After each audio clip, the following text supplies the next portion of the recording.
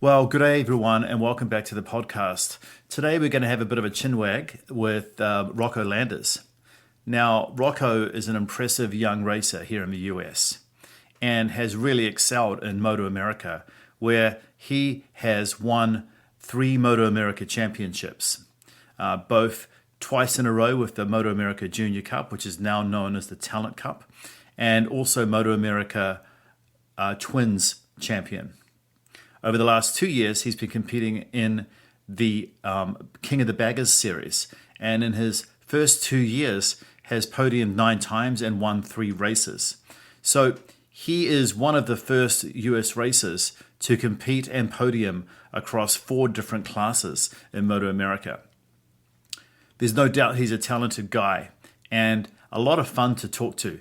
So if you enjoy getting inside the heads of racers and understanding a little bit about how they think, how they tick, and where their career's gone, then stick around for this. Also, if you're enjoying the podcast, it would really help us if you could leave a review on Apple Podcasts or Spotify, your favorite platform of choice.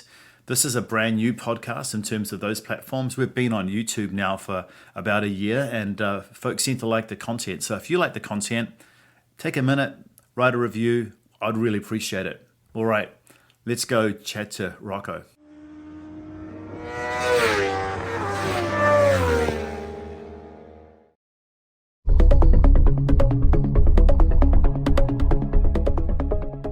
Well, g'day, Rocco, mate. It's awesome to have you here on the podcast. Thank you for having me. I'm very stoked. Yeah, well, I'm stoked. And for the audience listening, I heard of Rocco for the first time about 7 years ago when I was spending a bit of time with Keith Code at the California Superbike School, and we are just talking about up and coming races. And that's when I first heard Rocco's name, and Rocco was, I don't think, even a teenager then. But Rocco, why don't you introduce yourself? Tell us who you are, what you do, all that stuff. Well, my name's Rocco. I race in King of the Baggers and Stock 1000 for Vance and Motorsports right now. And like you said, I've been working with the school since I met Keith like the day after I was born. So it's been a long path, and Superbike School's helped me every step of the way. But yeah, that's kind of it right now. I've won 3 MotoAmerica championships. So I was in the Junior Cup in 2019 and 2020, and then in the Twins Cup in 2020 as well. Still racing MotoAmerica, having tons of fun. Can't complain. That's great, and I definitely want to sort of roll back a little bit on like how you got started in racing and all of that stuff. But yeah, I mean, so you obviously you had your back-to-back championships in the Junior Cup, right? Yeah. And what exactly is the Junior Cup? What is that? What sort of bikes are they? What are the requirements? Well, so Junior Cup actually, 2024 was the last year that they ran that class. They replaced it with the Talent Cup this year, which is the Kramer 350, I think. I don't remember exactly. Yeah. It's a 350 KTM, but it was Ninja 400s, R3s, CBR 500s, the RC 390s, and kind of just that sort of bike, like just the super ultra lightweight, street bikes. I raced on a Ninja 400. I had some really good friends help us out. My dad made the program kind of happen, and then we had Jeremy Toy and a good friend Jesse Norton hop on board. So it was fun. Kind of just Loki kind of ran the team out of our house here in LA, and then and a shop in San Diego called Lee's Cycle, and it was really fun. So that was some of the best days of my life. Right. Yeah, that's awesome. And is that, the Rookies Cup, the Red Bull Rookies Cup, which obviously is out of Europe, that's obviously a different thing. But I know a lot of listeners ask me that. Like, that's like, you have to be, I think, minimum age of 16. They're racing on RC 390s too, right? No, they raced I mean, now I think it's the newer, maybe a newer spec, but they used to race the older spec KTM Moto 3 bikes. And I think they recently changed the age. It's 14 or 15 through like, I don't know, 21 or 20 or 18 or 21 or something. But whenever I was doing it, it was 13 to 18. But I raced that in 2020 as well. But unfortunately, COVID really, really screwed that up. So I ended up at one point, like one of the countries had essentially barred Americans from entering under basically all circumstances. Oh. So I had to get stuck, and we improvised by doing Twins Cup and Junior Cup on top of that. And I did 2 rounds, and I felt like I did decent after.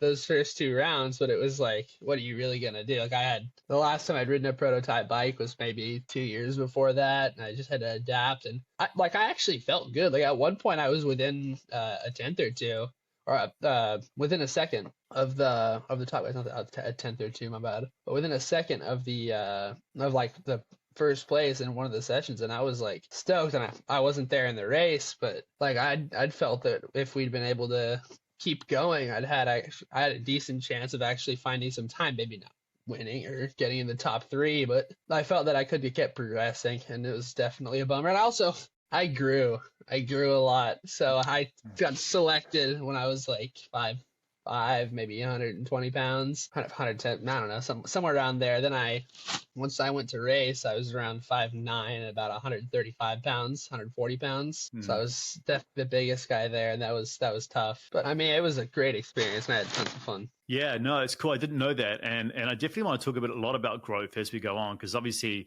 growth is obviously a lot of things, physical, mental, emotional. And I didn't know that and that's, I suppose, of all races, there's always going to be challenges, that whether it's COVID or whatever it is, injuries. I didn't know you had actually done that. And I interviewed Cormac Buchanan a few months back. Yeah. Kiwi, if you know Cormac, yeah. He was at the selection the year that I tried out. I think he got selected the next year. And he was really fast. Yeah, he's the first Kiwi actually since Simon Crafar to qualify for GP. So he's going to be in Moto 3 this year. I heard that. It's sick. Which is pretty cool. But and then you went on to MotoAmerica, right? And so what I noticed is you've been super flexible. Like I know you've been competing really well in Mission King of the Baggers, but you've also raced in other classes, right, in MotoAmerica? Yeah. So I've raced in. I think I was the first guy to win in 4 classes. So I have won in Junior Cup, Twins Cup, Super Sport, and Baggers. Hopefully we'll make it 5 this year in stock, but who knows? We'll try our best. But yeah, it's just I feel like riding as many bikes as I did as a kid, and the amount of experience I have. I mean, I've been riding since I was 2. I've been racing since I was 5. It's been a path, but I've had tons of experience on lots of different types of machinery, and maybe that assists in giving kind of the best possible chance whenever going from bike to bike. But I mean, the baggers are its own thing, though. That's a completely different vehicle compared to anything. Yeah. And so I'm glad you brought that up. So were you born and raised in California, in LA? Or? Yes. Yeah, okay. I was born in LA and Burbank, and I lived here almost my entire life, and I'm close to Glendale now, so yeah. How does a kid in LA get exposure to motorcycles in the way you have from such a young age? I'm curious, like where, how, why, like big city? My dad was a coach at the school. He was one of Keith's first coaches to do the seminars in the room. Okay. Have you done a school? I've done 50 days of the school now. Okay. That's a dumb question. Yeah. So you know what I'm talking about. Yeah. But he did his seminars, and he moved out here from Missouri, where he lives now. He moved back, but he'd moved out here and for racing, and he met Keith through some people and started working at the school, and kind of worked there from the late 90s until like 2009, 2010. And then I started racing, and kind of snowballed from there. But he got me into it. I can give him 100% credit for that. That's cool. And that's a really good story, because, a lot of people I meet, like my son, for example, if I felt like he was really good on a bicycle, had some level of, I'm like, okay, well, let's get on a dirt bike.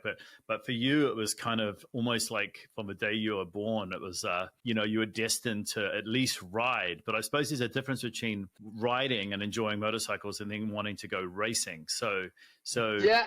Was racing always the goal, or? I mean, so whenever I was really little, my dad would take me on rides on dirt bikes and whatnot. So for riding, I guess he would take me on like a little, like one of those baby pouches, and I guess I'd just always pass out. Like really? I would just fall asleep whenever we're riding. It didn't really matter if like we're riding a 450, how fast we're going. I guess I would just always you have to like hold my head so I'd fall forward when I was really little. And I guess the only time that he could get me to sit still was whenever like Supercross or I guess GP sometimes was on TV. He was a big Supercross fan, as am I now. But That's I mean, I've always been like a annoyingly competitive dude. I've kind of been trying to get rid of that lately, so I have less of an ego. But but I mean, sorry, my earbuds keep freaking no, it's acting okay. up.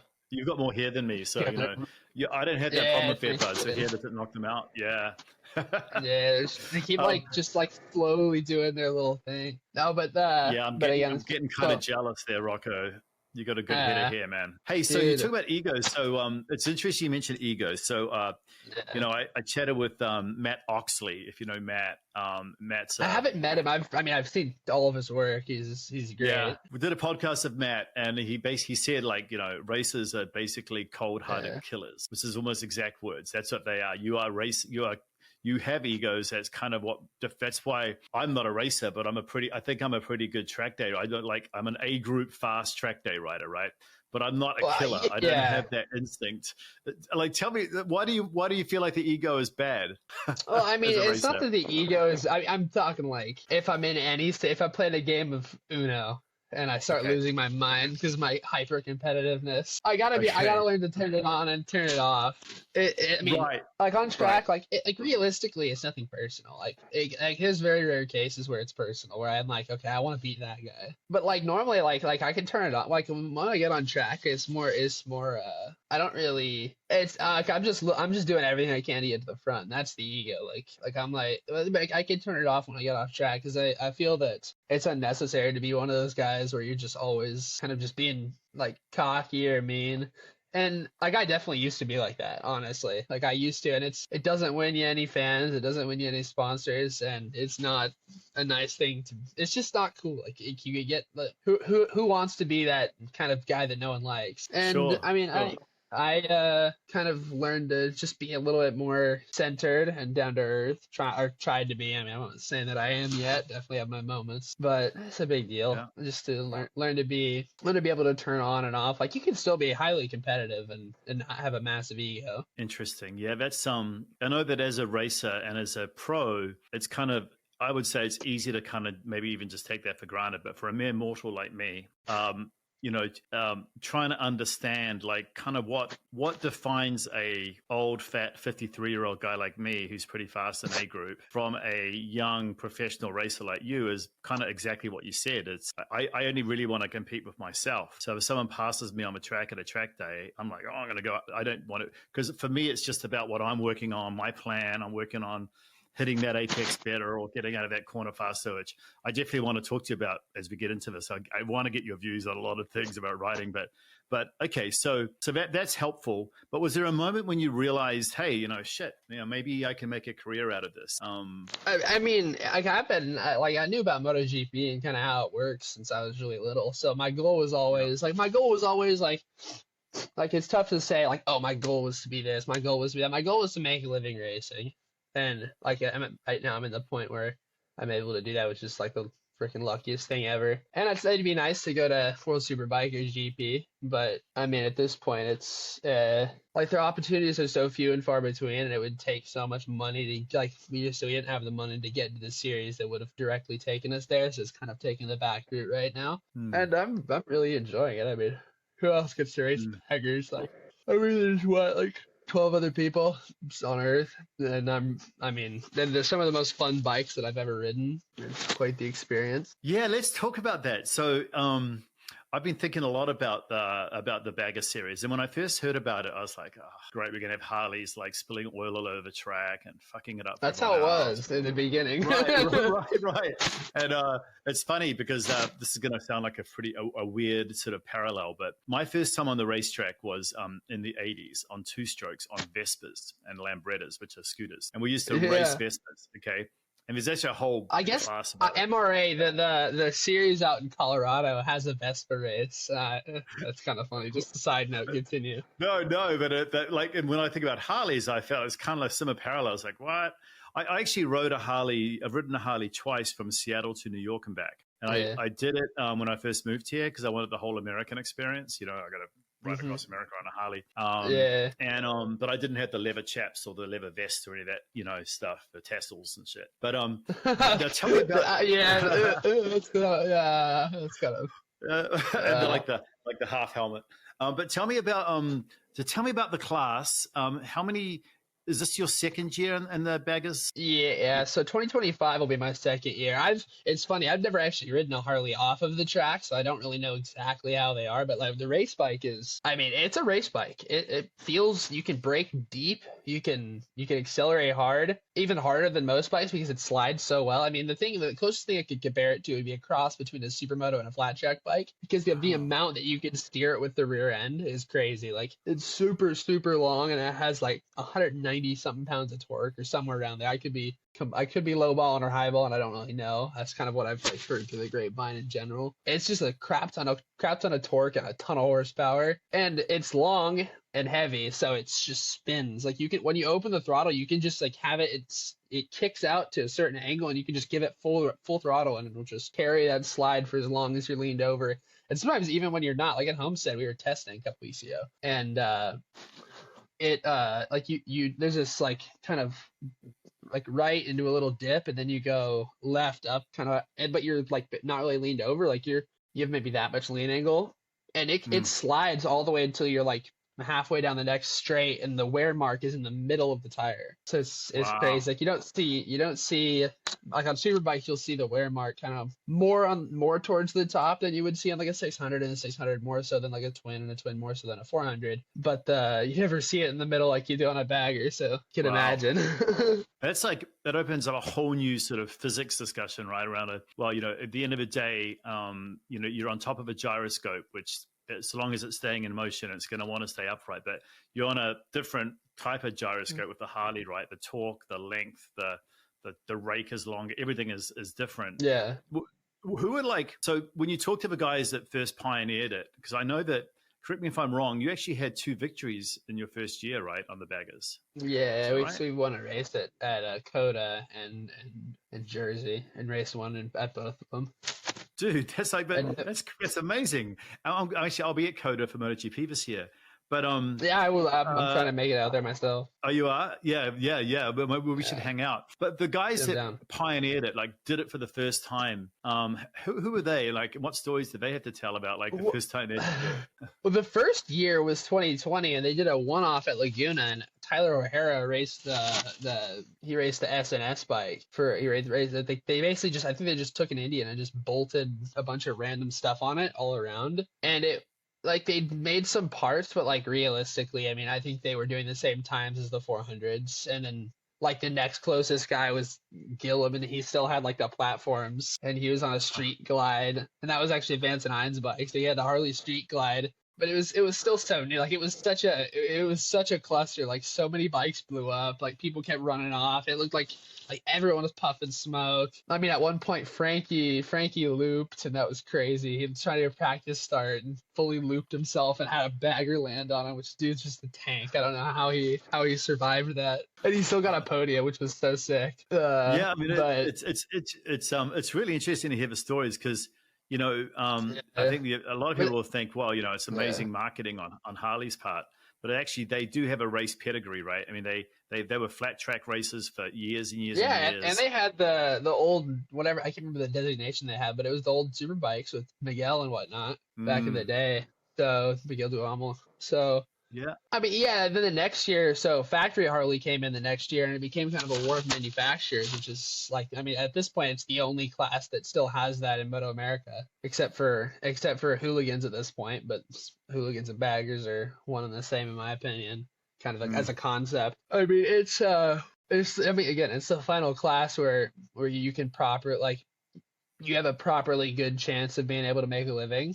Like, except for Superbike and maybe the top super sport guys. And even then, it's just like the top Superbike guys. So where in this one, you have a lot of competitive bikes, competitive teams, like exorbitant, unnecessary amounts of money going into bike development. Like necessary, but like it's a lot. And the bike, I mean, they're great. And like working with manufacturers is something that every series needs because it increases fan engagement and increases the competitiveness of the series. That's it. I'm grateful for baggers. No, you're speaking like more than a racer right now, which is cool. I like the way you're talking about that, because you sort of the segment itself of motorcycling, as you break it down, whether on the street or on the track, has been on the track. It's been very, very limited to super sport, superbike, MotoGP class. Whereas other motorsports, like auto, right? You've got Formula One, Indy, NASCAR. You've got all these different classes, and I think that's great. I think it's good for the sport, and I would say at first I didn't think it was good for the sport, but I've actually come around now. And now you guys were also at. I kind of agree. Were you in Spain? Some of you were in Spain at the end of the last season racing.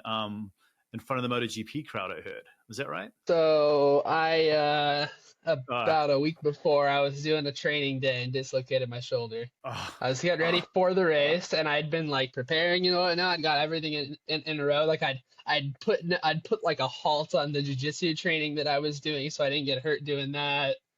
And it just went simple day. Last session of the card check, it was starting to get dark. I go out and just I wadded and tossed myself in the weirdest way possible at about 12 miles an hour. And I tripped, like I can't, like I either, like, it felt like I got my foot stuck, like I say, the thing flipped over, and I think I caught my foot on the bar inside the handguard, and it just like caught and whiplash slammed me on my shoulder. And it was not fun. It was highly painful, as all shoulder dislocations are. And I spent a grueling 20-minute drive headed to Riverside Hospital, wanting to just chop it off, get rid of it. It was terrible. And then they took care of it. Well, does crashing on a bagger feel any different to crashing on a sport bike? Well, it's funny because the bagger, it's numb, but it still gives you a lot of feel. So like you can keep the thing leaned over, and like you feel the front like doing a lot more before you would on a sport bike, and it's a lot more obvious. And same with the rear, even though it's kind of numb, but like it's a lot harder to save like a proper like something gnarly. Like if it's a rear end slide, like it's fairly easy, like to have it just like slide and come back. Whereas the same slide might cause you to get high sided off on like a super bike or a super sport bike. Like the front, I mean, once it goes, like there's no saving it. And it's because the bike's so heavy. Like if you look at my crash in Jersey, it was funny because like a month before I did that, I had like the polar opposite of a crash. That was like 12, 13 mile an hour. I tossed myself down the front straight at New Jersey at around 125. Mm-hmm. It was a little over 100. It was like 124.7 or something. 0.6, but I just got tossed, and like I had, I mean, minimal injuries. Like I have a area on my lower back that's got like it's like this skin, like I had like a gnarly contusion or whatever, like this step, I can't remember what it's called, but this step above a contusion. Yeah. So it was like it was purple. It was painted black and blue, but like other than that, like I still raced the next day and was totally fine. I mean, couldn't walk too well, and I had to take a week off of work. But yeah, I saw that crash. I watched that crash. Well, it's so you've won obviously championships in a bunch of different classes, and so clearly you're talented, and you're still not even at drinking age. I know you're up late last night, which is why you're yawning a lot, but it wasn't because you're out partying, because you're not at drinking age. You're doing other stuff, but like, how did it feel to achieve success so early on? And how did you handle that? Do you have good people around you to, not let it go to your head and to stay focused, or do you put it down to anything? Or I mean, getting to the point where I'm at, I would give that credit for that to my dad and whatnot, but also like you live, you learn. I mean, I'm not particularly old, but like, I mean, you have life experiences and you get put in different positions and you learn from things. Like, I mean, it's just every day is a learning experience for everyone, whether they admit it or not. So it's a common theme. Every racer, honestly, almost every racer I've met on the podcast says the similar things, but in slightly different ways. But the most common theme is the encouragement from their parents. Your dad, maybe your other dad. To get into the position, like I would not be here with my dad, without my dad. And And it's the same for my whole family. I mean, my whole family was helping run a team. Like my mom was cooking, my sisters were Yeah. providing crazy entertainment, and just running around. And That's I cool. mean, That's cool. Are your sisters? You it got help? You have a couple of sisters, younger sisters, older sisters. yeah. So I got two sisters, and I got a little brother. So the two sisters are now 18 and 16, and then my brother is he's 13. My little sister does a 16-year-old. She raced the 400 at Chuckwalla. She's actually there, headed there today, I think, or tomorrow. Oh, you're so lucky to be near Chuckwalla. For those of you not in the US, Chuckwalla's like kind of a year-round racetrack in Southern California. You can race And it's there not year-round. year-round. It's September Close. to April. You can't ride during the Right. summer. It's too Right. hot. Okay. So it's a winter racetrack. There you go. See, for me, it Yeah. feels like year round because I always see it around this time of year. So that's a good check in on that one. And so, as you think about like your training routine, I'm curious, you're young, so you have a lot of biology on your side right now. For me, as an old guy, like the prep I do off the track is, obviously even is more important than the prep I do on the track. And getting ready just for, I did 5 days in a row. I did about 20 track days last year, but I did 5 in a row, which is for a 50-year-old. That's more than I did. Yeah. Well, so what do you, like, as you think about your training, like what does a typical week look like now as a pro and you're preparing for a race? What does it look like? Well, I mean, I've recently gotten back into any sort of training because I couldn't run or cycle or anything. Like, I couldn't. The only exercise I could do was like if I put a sling on and sat on a stationary bike because I could have like no impact. But like normally I do run like a couple runs a week. Like I just go running and then I try to go visit the kart track or do at least something else. Mm-hmm. The gym, like I do calisthenics are my favorite actually. I do push-ups, pull-ups, but I've only been able to do one-arm push-ups since I hurt myself, which is actually a funny thing. So I went from being able to do 4 to 25 in a set with my left arm after I hurt my arm. Okay, so like you can only do one-arm push-ups. I can maybe only do a 10th now I of can't because my arm is like it doesn't work too well. Yeah, I don't have strength out of it. Yeah, it was funny. When we tested at Homestead, I was like lifting I was like, well, I was totally good. Like my hand and my forearm are totally good, but it's just like still a little bit like it's not like so much pain. It's just like so atrophied and weak up on my shoulder. What is Homestead? Is Homestead Harley's training track or something? No, Homestead Miami Speedway is just the NASCAR track down in Miami. Okay. It's a winter racetrack. What does Harley provide? I mean, obviously you're a sponsor, you're a rider, sponsored rider. Like, what do they provide in terms of off-track support for all that stuff? Well, like, I mean, the Harley bagger teams can test with the factory team. I mean, I race for Vance and Hines, so I'm riding. I'm racing on Harley, and Harley supports us immensely. But I race for Vance and Hines, so okay. And I mean, there's not a ton of it hasn't quite grown big enough to have like a big off-track training facility and whatnot. Mm-hmm. But I mean, perhaps it will in the future, like we have for Supercross teams. Yeah, I mean, like the thing is I suppose if like NASCAR is one of those things that's uniquely American. Most people outside America don't like it. If I'm honest, but baggers, I get it. Honestly, I'm not a huge. I mean, I'll watch NASCAR once in a while, but like I'd prefer IndyCar myself. Oh well, you would know who Scott Dixon is then, because Scott's another. I do know who Scott Dixon is. Yeah, we got a few Kiwis that have come out of New Zealand in motorsports. You got Scott Dixon in IndyCar, Bruce McLaren Motorsports. He's a Kiwi. That's true. Yeah. Yeah. You got Cormac. Have you ever heard of the Britain motorcycle? Yeah, I've heard of it. BRITTEN. Yep. Yeah. It's a massively innovative motorcycle that no one had heard of until he turned up at Laguna one year and beat all the Ducatis. And he built it by hand in like a garage in New Zealand. I'll have to share some information on that. But I feel like what you're doing, I could see this bagger class going global, and you could be the guy, right? I mean, you're young, you could go and race all over the world, and is that something you aspire to do? Or you think, what is your love? What do you really love? Is it sport bikes or baggers? Or you're not allowed to say? Not allowed to say. Okay. They both have equal. They're equal. I love them both for different reasons, and we'll just see where the wind takes us. If it ends up being a full-time bagger thing, or if I end up just racing, if the baggers like for any reason goes away, or I get better, like my opportunity looks way better to race sport bikes, and I'll take what goes, what like we'll go where the wind takes us. Well, I'll tell you what then, let's transition to sport bikes then, because I'm curious. Every rider I talk to talks about how important bike setup is. And I notice that some riders, some racers are very involved in it, more than others. If you look on the MotoGP side, Aleix Espargaro seems to be very, very engaged in it. He's one of the riders I follow a lot. If you look, a lot of riders are they may not be as successful on the track. I mean, Aleix had mixed success. He rode MotoGP, so he wasn't a fool.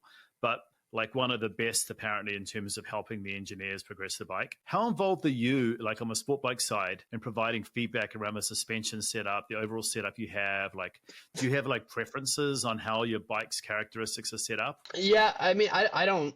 I'm a complete, absolute clueless idiot when it comes to like actual like knowing how to work on it, knowing what does what. But I can tell. I'm pretty decent, especially on like bikes that I'm comfortable on, and telling what they're doing wrong. Like I can be like, okay, well this is this is that, this is that. Then my crew chief can take that and do a change that benefits it. I was more involved on the R6. The R6 is really finicky when it comes to setup.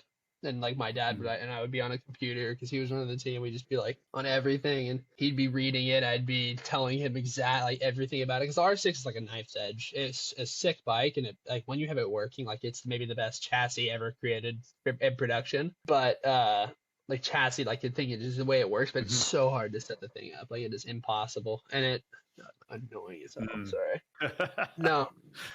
You're looking good, man. It's these freaking earbuds. I need to get some new ones that actually like stay in. That's the Skull Candies right now. They're not great. They're like $20. But I probably should have gotten some more expensive. I got it specifically for this. I didn't have them maybe before. Maybe I'll send you a set as a thank you. Well, I'll make a note of that. Oh, no worries. No, you gotta have to. But yeah, no, like now that I'm racing the Suzuki, I mean, one thing Suzukis are known for is being very easy to set up. It's hard to get them to be like you can't get them as perfect, say, sometimes as an R6, and especially 1000. A 1000 is never going to handle quite as good as a 600, just the weight and the way it's set up and everything. But like Suzukis are so easy to set up that like I can kind of, and on even the GSX-8 last year, I could just like say some vague or even super specific stuff to my crew chief, and he could do that and put some change in it. 99% of the time, it was a big deal. But I operate in a certain way, so I like to find the base setup. Like I like to find like a setup that kind of works damn good everywhere because I can ride it the same everywhere. I don't have to change my style and do other things like.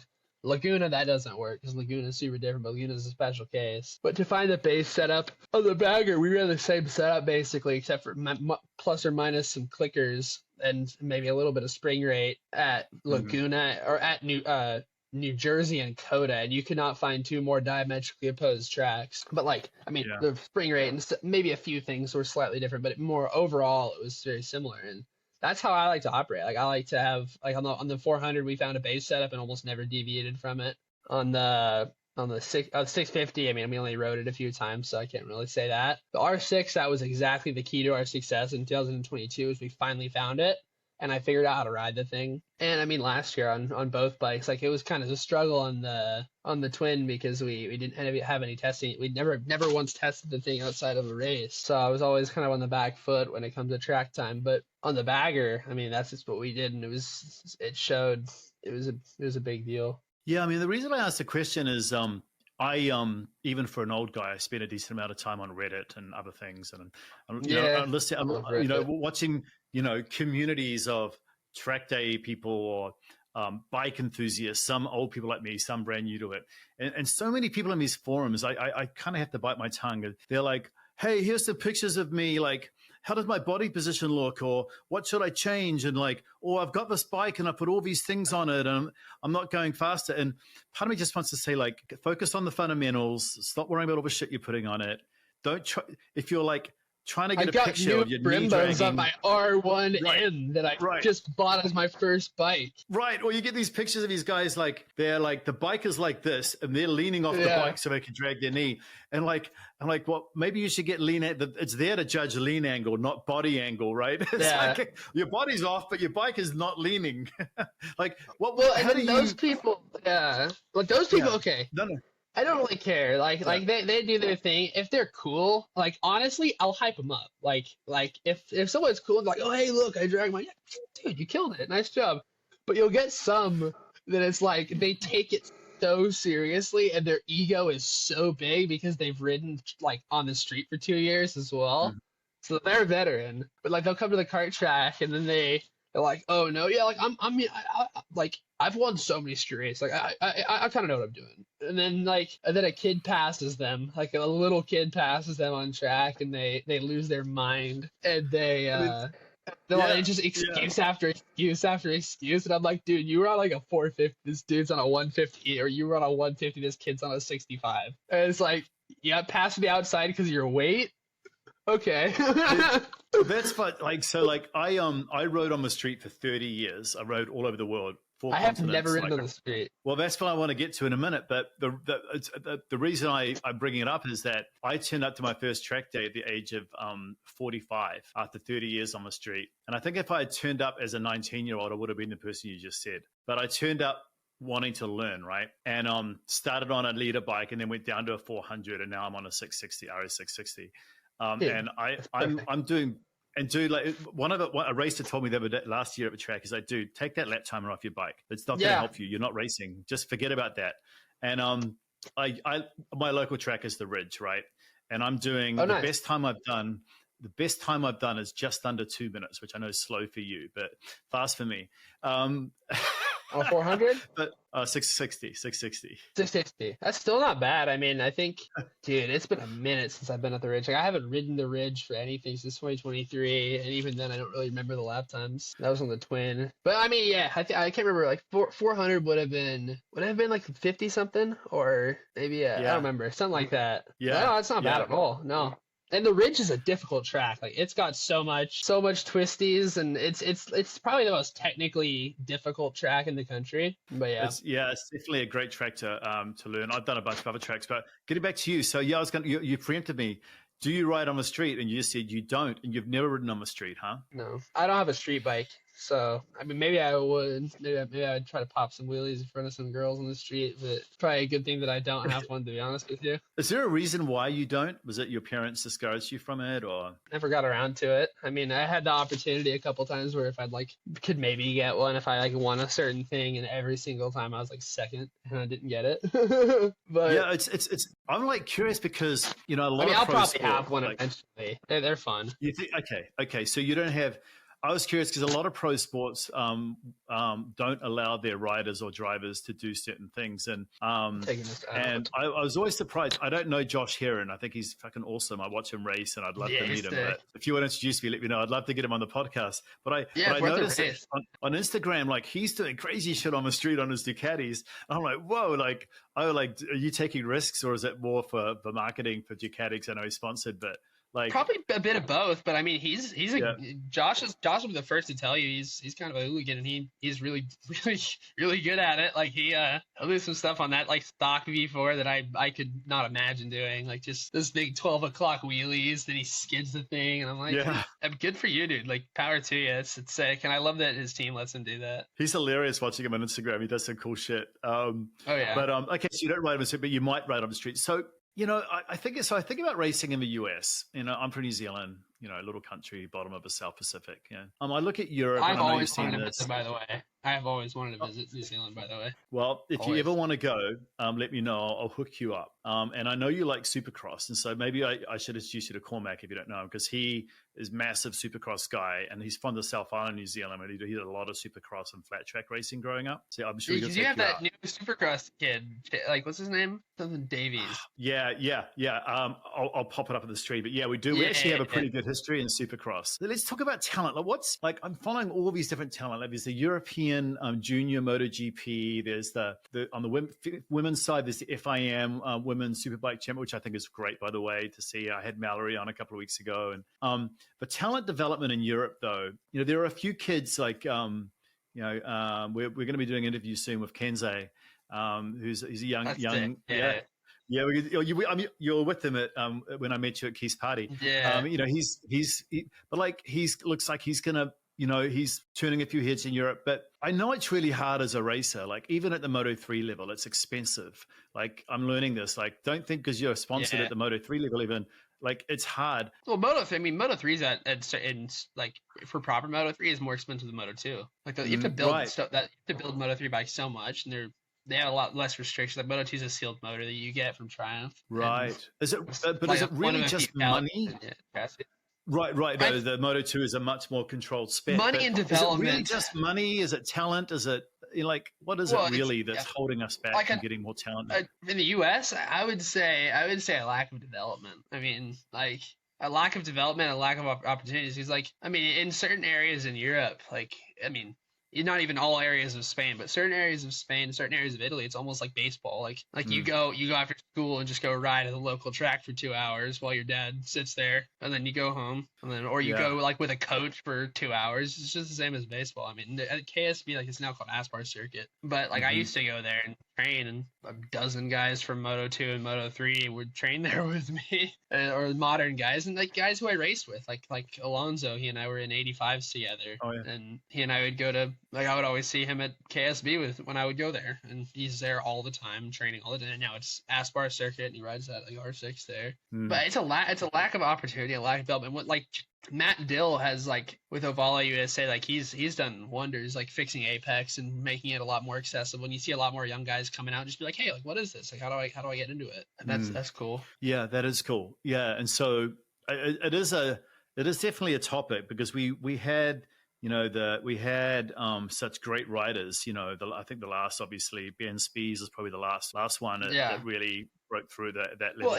Well, over time, the dynamic shift, because back in the day, it was flat track. Like you had got like there wasn't like back in the 80s and 90s, and I don't know about the 90s or whatever, but there weren't a lot of track days available. Like you couldn't go just like ride a ton of track days for 3 or 4 or 5, 6 years, and there wasn't mini racing like there.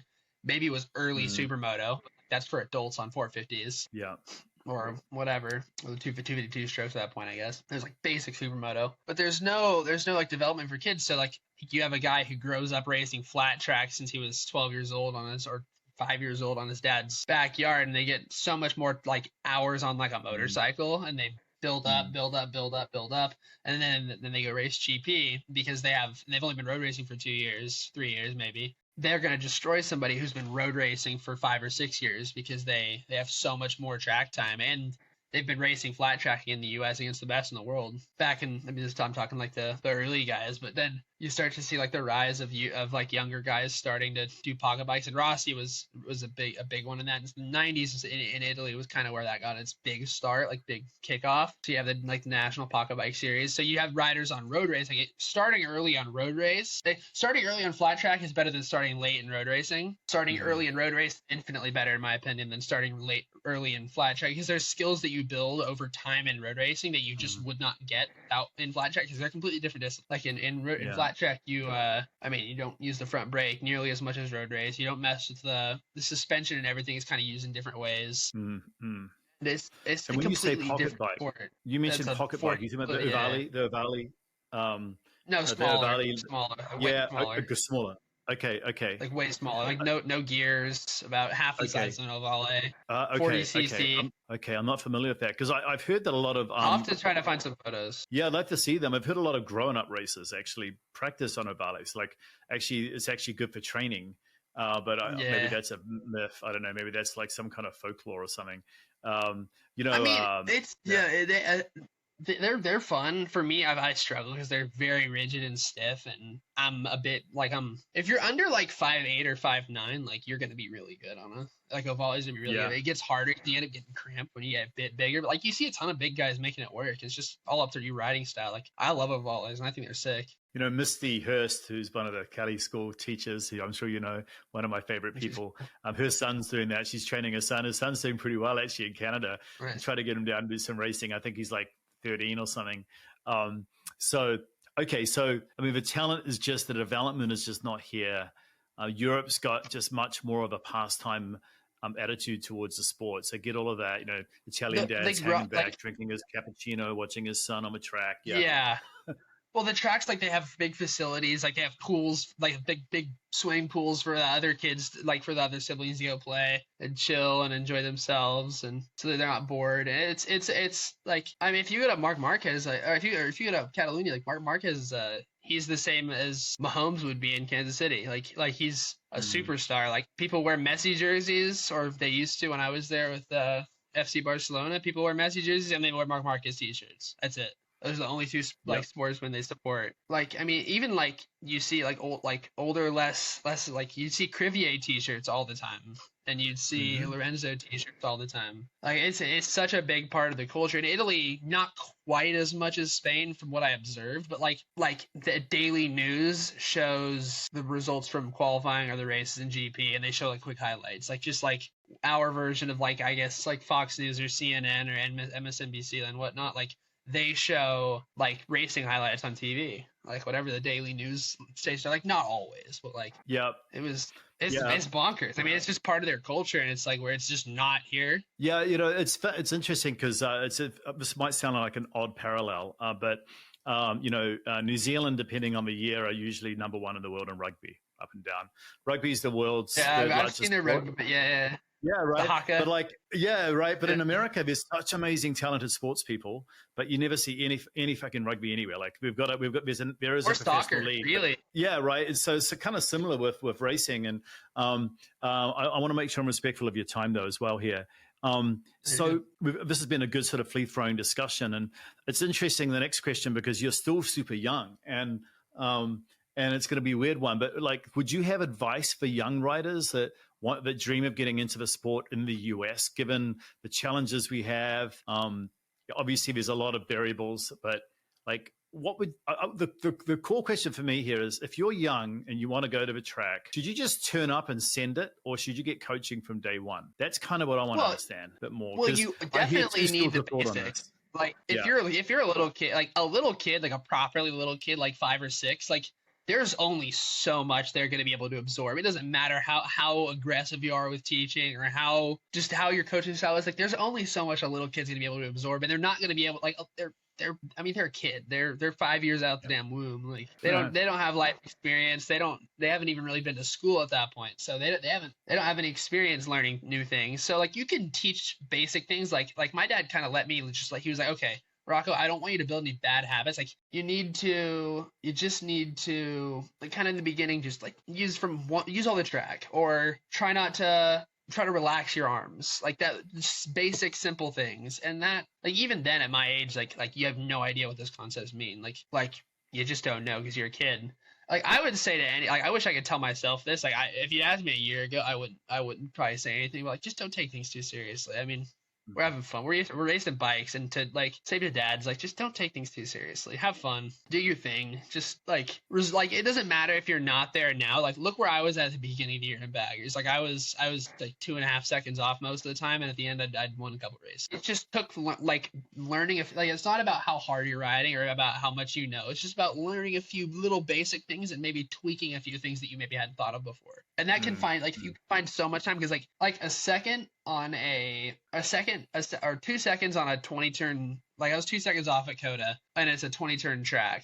That's about a tenth a corner. Like, that's not much. Like, you can find a tenth pretty easily if you just tweak it, if you know kind of what to tweak. And there you go. Yeah. Like, just don't take it too seriously. Man, I feel like having a whole hour with you just on riding skills, because I mean, I've been trying to break down, every corner, and there are some corners. Let's talk about a couple of racetracks. So, like, at the Ridge, you might know there's 8A and 8B. It's like a kind of a double apex. So Josh Shannon went off there a couple of years ago. It's the down. Yeah. That's a sketchy corner. It sets up. Well, a lot of people, what I'm curious about is your goal in life. This is going to sound really simple, to always be hitting the apex, every single apex. No. Because, no. Tell me about that. Why? Well, because sometimes it's a waste of time to hit, like, you have to over slow, or like hitting both apexes in a double apex could hypothetically, like, I choose to generally avoid the first apex, because if you let the thing run out, like, no one's going to be able to brake where you're braking if you let the thing kind of run out and move it a little bit, or avoid it, or go a little bit wider, and you have a much better angle to accelerate coming up the hill. And right, it's my son in the background. um, But we I mean, you don't need I mean, the majority of the time hit your apexes, especially like I'll say this, in every corner at some point, if you're not just like full gas, you should be able to you should be hitting one of the apexes. If I ask, obviously, the California Superbike School, Yamaha Champ School, you choose your favorite school. I think all the schools are really good, by the way. I don't think there's any bad one. I just have California to be a big fan Superbike School of is the best, by far. For sure. And there is no competition. Trust me. That's how I feel about it too. Like but the depth of understanding of the techniques is the difference between the Superbike School and some of the other ones. And the amount of rigorous training that goes into the coaches. Like the coach, it takes many months to become a coach. It doesn't matter. You're not just you're not getting coached by some track day guy who has a basic grasp of using all the track. You're maybe some people will call some of the techniques whatever. I personally believe that the majority of them that I've never found one that directly doesn't work. It might be slightly different than something that I'm doing, but oftentimes I went and did a Superbike school at Laguna right before Coda, and I've been racing for at this point almost 15 years. This will be my 15th season or my 16th season actually, or 15th this year. I'm terrible at math. It's 15 years, so I think it's 15th season. But I go there and I still learn John Groom and I we had a huge breakthrough on apexes, on how different rates of turning in, and I'm and Steven Self was my on track coach, and it was great. You every single time you just can't have an ego. You're there to learn. You're not there to prove a point. We're all on the same bikes. We're all just goofing off. We all have different experience levels, and sometimes we do have people who are like that, and they're the laughing stock. You're here to learn, and you're people are paying a lot of money to come learn. That's why the rules are so strict. That's why you don't break for the first half of the first day or the first few sessions. Yeah, it's all about refined technique. It's not about anything else. Everyone hear that? So I'm with you. I talk about you're going to be you're either a learn it all or a know it all. And if you're a learn it all, go to the school. And what I find interesting is that Keith invented the category of on track training for mortals like me to turn up and have everything provided. He invented the whole category. Yeah. And the reality is we're still talking about physics. A bike is a gyroscope. There are so many things you can do. But the human on top is usually the problem, right? And so you got to fix the human on top of a gyroscope. And I've done 50 days of them, so I'm a big fan. And I've done other schools which are okay. Yeah. But here's the thing: the reason I asked you the apex question, it's interesting you talk about around the rate of the turn rate because Dylan Code was chasing me on the track last year, and he came out to me and said, "Dude, you're so slow. Your turn rate is so slow. You're going to be way faster." Yeah, I think too abrupt. Mine was very abrupt. Yeah. He was like, "Well, I was too slow." But they also push you on apexes. You got to hit every freaking apex of a track. So I'll tell the guy. I'll tell Johnny that Rocco says I don't have to hit every apex. I would say you should hit about 95 to 90, probably 6 or 7% of the apexes. I'm talking the only ones that you don't want to hit are the first in some double apex. Okay. I would say at first, you can skip the first. You can get away with skipping the first in in some super long corners. Technically, I guess the bull at Chuckwalla could be considered a double apex, but you enter wide and you just carry it and you use a late apex. You're always hitting an apex. In every single corner, unless you're just tapped. Even then, it's still gonna be you're still gonna be using less actual distance if you use the apex you're using the tarmac that's available to you without having to kind of steer around and use more at physical distance. So that's all that using the apex does, is it adds distance or adds width to the track, which allows you to open the throttle sooner. If you're missing your apexes, you're giving up. You can pretend the track is this much or however much more narrow, and on a more narrow track you can't accelerate as hard because you don't have as much distance to actually use on the exit. So in every corner you should be at least hitting an apex. In certain double apexes you shouldn't, because perhaps you can get in deeper if you don't, or maybe you have to overslow and overturn to get to where you can make the first apex, but the second apex and the double apex is by far the most important one. And at the corner you were talking about at the ridge, I was kind of bypassing the first apex and missing it by a few feet, but I was rolling over the inside curb on the second one. So it was a very aggressive a good setup. Yeah, it was a very right, aggressive, like kind right. of hook of a turn, and I'd get the thing pointed and just accelerate over the inside curb. That's helpful. It's funny you mentioned the bowl at Chuckwilla because when we interviewed James Tui a few weeks ago, he was talking about that exact Yeah. corner. James Tui, as you know, James. So the other reason Yeah, I bring he's this been my up coach is, at the school since he was my main coach from when I was like starting at like age 13 or 14. well, he's done, as you know, for the listeners, he's done over 500,000 miles of just track time, just on the track. Don't forget street, just No, track. dude, it's so And experienced. And he's we like don't think there's properly anyone fast too. and properly fast. And he's a guy that doesn't drag his knee all the time. And like, it's interesting watching these guys who are really fast. And so another reason, this is so great. So sometimes I'll see these young guys yeah, they're really fast, actually, some of them, but they miss almost every apex. And they get off the bike after 2 sessions. Oh, I'm done for the day, man. I'm so tired. And I'm like old fat man. I'm old fat man. And I'm like, well, I'm relaxed on the bars. I'm not like this. And I'm actually hitting most of my apexes and I'm not tired. Is there a thing about like riding fast, but not online that tires you up faster because you're doing too much work? Are you talking right?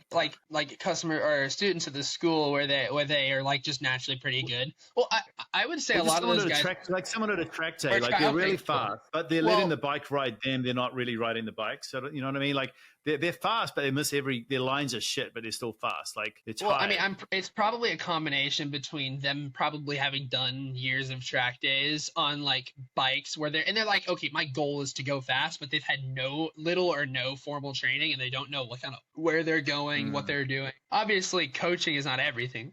Like you have to be able to do things yourself. But if you're overriding the thing and trying to make it do things it's not meant to do and not doing those things properly, like you're gonna tire yourself out. Also, you with your experience, like you've done so many days on the track that your body's like you've built the fitness up, like you've built the specific muscle groups. Like one of my good friends is a pro hockey player. Like we'll go skating and I'm just like my legs are dead in about 2 minutes, but he can go a full NHL game and be good. Wow. And he and I'll go to a track day and he and I did an endurance race last year for fun. But we can do an endurance race and he'll do 20 minutes and he just comes in and he's just beat because he's not used to it. Like first off, hockey's a sprinting sport. What's the cardio sport? It's like the muscle groups have just not been worked. It ends up making to where you overcompensate. Like road racing should be about 90% legs when it comes to like hanging. The only thing you should do with your arms really is a throttle and steering. And even then it should be kind of but like you'll end up like when you start getting tired you kind of tense up, you overcompensate, and that's what leads to arm pump, that's what leads to tucking the front on corner entry, because the tenser your arms are like most people, if you just relax and you try to use your legs more to hang on to the bike, like you're gonna be good. And it's not hard. That's a really good nugget.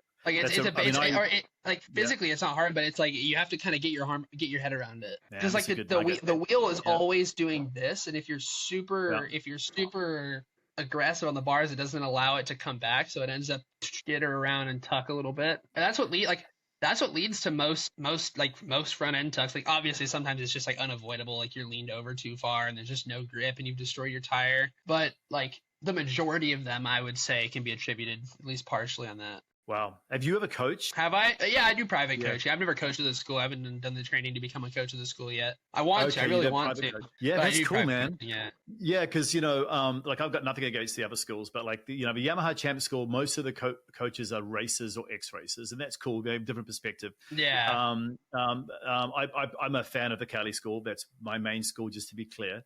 But I do the others, and there are some that I really like. But, I know Kayla Yakov does some coaching. I booked a day with her last year, but she had to cancel it, unfortunately. So I'd love to get some coaching from you if you're ever up at the Ridge. I'm down. Man, I want to be respectful of your time. We've had such a good chat. Tell me a little bit about the supporters in your life, your sponsors, how people can get hold of you if they want to be involved with you as a racer, if they want to be on your helmet or whatever they want. Like, how can people support your racing career? Because you're so early in it, and I want folks to be able to help contribute. Yeah, well, I mean, for people who want to reach out, you can reach out to my manager. Either message him on Instagram. It's at Jake Zemke, or Jake at Team Was. Jake at Team Was. I can't remember exactly his email. I have to look it up. Okay, we'll put I it on the think screen. Yeah. it's in his Instagram bio. But he's my manager, so he's your guy if you want to get involved at all. But I mean, right now I got all my sponsors. I got Street Bike School. We got Vance and Hines, Harley Davidson, Revzilla, Motul, Mission Chips, and HJC Food Sport, Revit. Somebody's gonna get angry at me. I'm so bad at remembering off the top of my When you head. mentioned Revzilla, I had Zach Courts on the podcast a couple of weeks ago. Oh, nice. Yeah.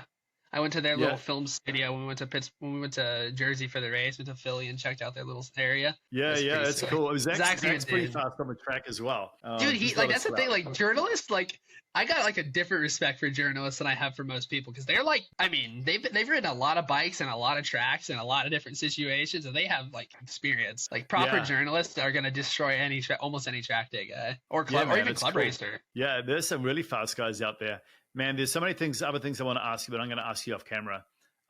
Look, it's really great having you on the podcast. We've had a lot of different folks from a lot of different industries, not just racers, but, from the companies, the brands, etc. Man, good luck in what is still a really early stage in your career, dude. And thanks for setting the record straight on a few things as well. I think I'm glad that you push the importance of learning and coaching, but it's not all about the coach. It's great to hear. Or the bike, get on a small bike when you first start. If you're like, I'm not going to discourage you from taking the 1,000 you've had for 5 years that you've ridden on the street to the track, but don't go buy an R1 as your first. Like get on something smaller, a twin or a 400. Like they're cheap, they're fun. Like what's an analogy I could use? Like I don't know. Like I'm trying to think. Like if you're first learning to drive, would you rather jump into like a hypercar or a Honda Civic? I mean, it's going to be like that's a direct analogy, I guess, but you learn more. The things are more apparent. You can go harder sooner and use like more of what the bike has to offer, and that's to me is more fun than just winding the thing up on the straight and annoying the hell out of every other small bike rider. So you hold them up in the corner. I mean, even at your level, right? I mean, even at your level, there's very few riders that take the bike to its absolute limit, right? So, or maybe there are, but the track day for sure not. I turned up at a track day, my first track day on a Panigale V4, fucking big mistake, and I sold it the following week. And I have a V2 Panigale as well, but that's great. That's the bike I take. Yeah. But I respect, that's a bike that needs a lot of respect. Like I feel like I only take it out when I feel like it's one of those bikes that bites you hard if you fuck it up on it. Like they're torquey. They're super torquey. And it's basically a hot, super powered 600. Right. But my RS 660 is like, I have a Trofeo, which is a track only one. Yeah, the Trofeo is like, dude, it's so great. Twins in general, are the best track day bikes for anyone of any skill level, in my opinion. I prefer 1,000 myself, but I race one, so it's fine. On that note, we'll finish because I think I agree with you. It's super, super good advice. And thanks for joining, Rocco. Stay online for me.